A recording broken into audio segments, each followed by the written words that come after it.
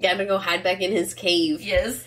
Yeah, teens are weird about that. A few years ago, he was a lot more talkative than currently. Yeah, like somewhere, it's after 12, and, in this, like, awkward teen, I think when they're, like, 18 or 19, they start to come back out of it, but they start creating this shell that they start living in.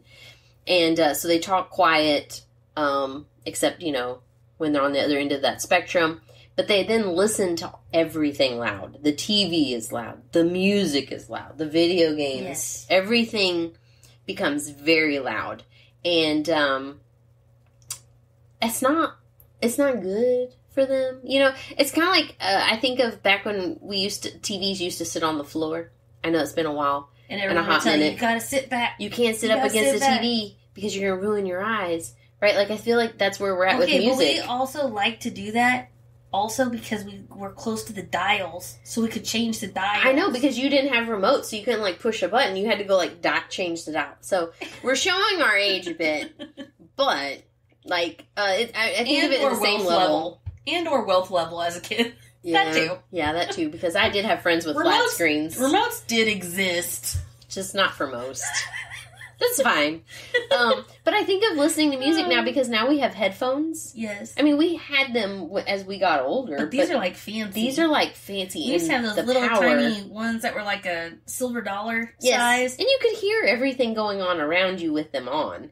These nowadays, they do the noise canceling. Apparently, I did not know that the AirPods did that. And I said something to my husband about it, and he goes, told me too. He goes, like, that's why she can't hear you. She turned on noise canceling on him, and I was like, turn that off. Turn that off. I would have gotten personally offended and been like, are you saying I'm noise to you? I mean, that's how I took it. I would have gone so personal. That's how I took it, but I didn't say those words. But next time I will. Next time I will know to throw that out. Is it me? Is it me? And they'll be like, yeah. And they'll be like, please shut up so I can go back to my music. But they do. And so everything is loud. They're listening to it loud. Everything goes into now the pods except go in their ears. I raise my voice. They don't hear you. To that. They're not listening to that.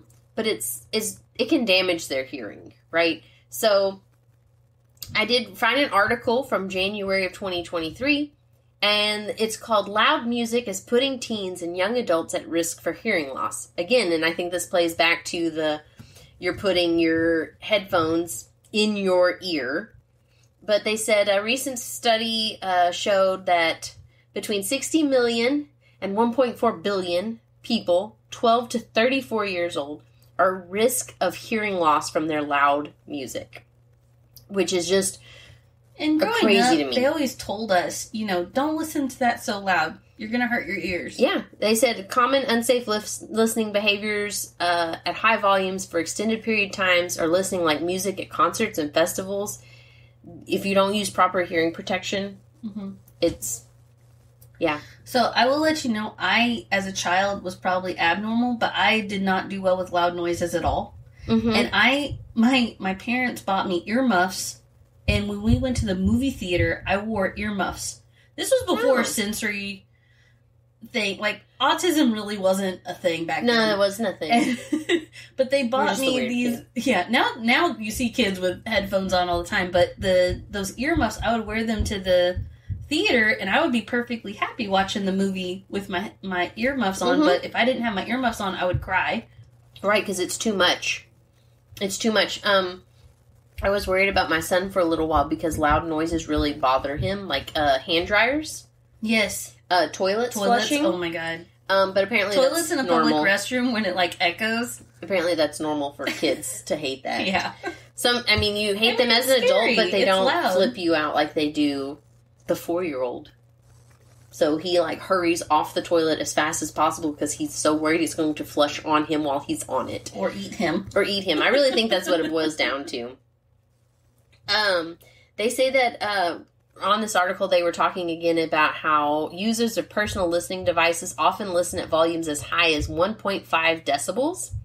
The recommended exposure levels is anywhere from 80 to 75. 80 for adults, 75 for children. But the average sound level at entertainment venues can be anywhere from 104 to 112. Okay. So it's... like a huge sound difference, you know, versus what you need versus what we're actually doing. At least, 20% or more? At least. I don't know. I'm not a math wizard. Neither am I. My daughter doesn't let me help with her math homework. It's for the best. It really is. It's for the best. It is for the best. So then what do we do about it, right? Like, I think that it has to do with us reminding them, like sitting too close to the TV. We have to start doing that with the music. Sometimes I can hear the music through their earbuds. And I'm like, hey, if I can hear it, I know it's way too loud. Yeah, if I know what they're saying on the other end. Sometimes I know that it's obviously music they're listening to versus like an audiobook, right? Because you can hear it, and I'm like, that's too loud. You need to turn it down. And some phones have settings that won't let you listen past like a volume level. Yeah. Like, if you get to that level, they're like, by the way, you're listening too loud, and an alert like pops up. So... Yeah, I think my kiddo's iPad has something like that, because it says if you're watching an iPad too close, it does an error screen, and it makes him put it down. Which I thought was kind of cool. It's a setting. My husband has put that on all the kids' devices, and it pisses them all off. Well, I didn't know it existed, but we got an iPad, and it started saying that error a couple weeks ago, and I told my husband about it. Apple has done a really great job with putting those types of warnings, and it's to help save eyesights, and hopefully now we're going to start worrying about people's hearing, because hearing loss, can you imagine being in your early 30s and needing to go get hearing aids because you listened to your iPod for too loud, too long? Like, nobody told you, like, that's a thing, like, you didn't realize that. It seems silly, but it's not silly. Like, it's a serious concern. And so teens listening to it loud is a problem. So it's a conversation to be had, right? That maybe you shouldn't listen to your music so loud. We tell our daughter all the time, and I only say her because she's the one that always has an earbud in. It drives me nuts. We have to set boundaries on when and where she's allowed to wear the earbud, because literally she wears it everywhere. Mm-hmm. And I know that part of that has to do with how she processes and manages her anxiety. But on other levels, it's how do I manage and process my parenting skills? And how am I supposed to be able to communicate with you? I can't communicate with you. Yeah, so, but because of that constant or continuous music listening, I do worry about her hearing all the time. And so we were like, you can listen to music, but let's not leave the earbuds in for more than like a couple of hours. Let's not watch movies on our phone all night with the earbuds in. Like, let's take them out. And you can listen to it on your phone. See, I might need that one. Because I might get into like an episode. And you're just binging? I just binge watch something. You're like, I'm already gone. It doesn't matter. It doesn't even matter. I started this before bed. So, real concern, right? But the thing about the loud music that I got a kick out of, so researching this was a lot of fun for me because I love anything that has to do with the brain and the psychology behind it all. But loud music makes you feel better. It's there's this article from parentmap.com, and it's called Teen Music, Better Self-Esteem. So music helps self-esteem. I think most people figure that out, right? Like, yeah, most people are like, oh man, when I feel crummy, I just want to put on my favorite jam and jam out. And so that's what this is. So it's a really good article. They go into like the psychology of the music and why you feel better or why you tend to go to music when you feel bad.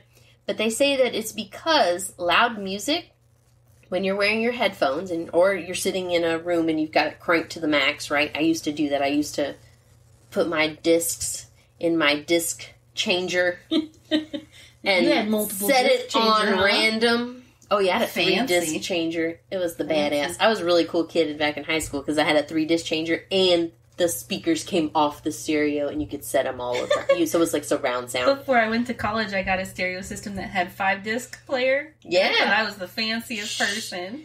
Put it on random. Go. I don't remember if it had that setting. That sounds cool. Mine had random. And so you put that on and you pump it up and you feel so good.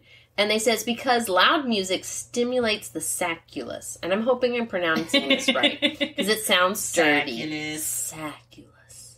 It's located in your inner ear. Watch out for stimulating that sacculus. Watch out for stimulation. Has neural connections to the pleasure centers of your hypothalamus.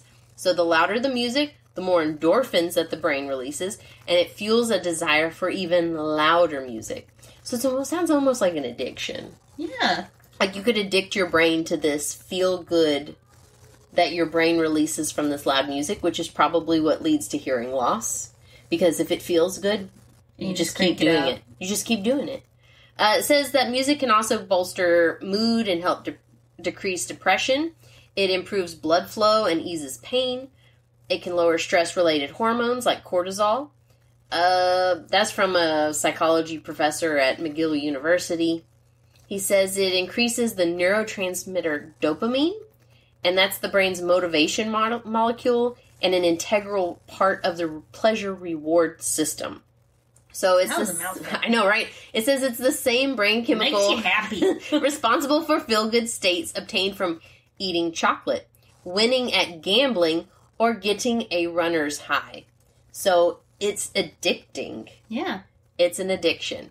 Dopamine release can be further increased by setting a playlist on shuffle. See, that's where I got mine from. So when one of your teen's favorite song unexpectedly comes up, it's a dopamine boost. So it's just like winning a pot. It's just like winning a pot at gambling. Like you're like, I had a good hand. Bam, you get that rush. Let's keep going.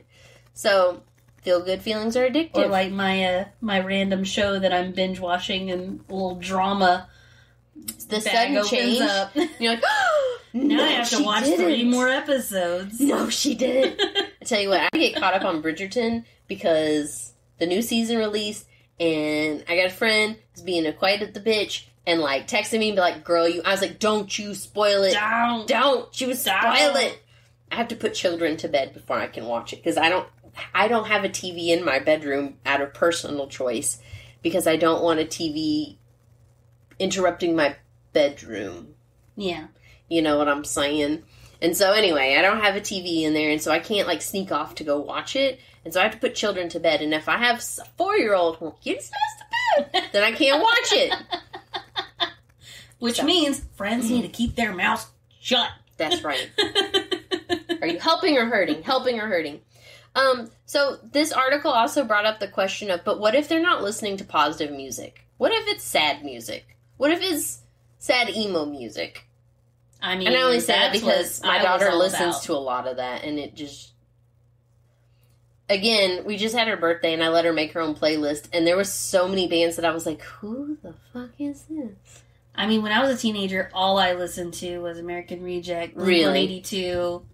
That I find highly amusing. And I still love them. I mean, you put me a good Smash Mouth song on, I'm gonna be jamming. Oh, Smash Mouth was shit. The shit. Like, I had their album, I put it on their All-Star album, and I would put that on repeat. And blast it as loud as I could. But I would boy bands. So 98 Degrees was my favorite. I wasn't really into it. They didn't have very many hits, but damn, they were hot. Anyway, that's besides the point. But what if they're not listening to happy songs? What if they're listening to sad, crying breakup songs all the time?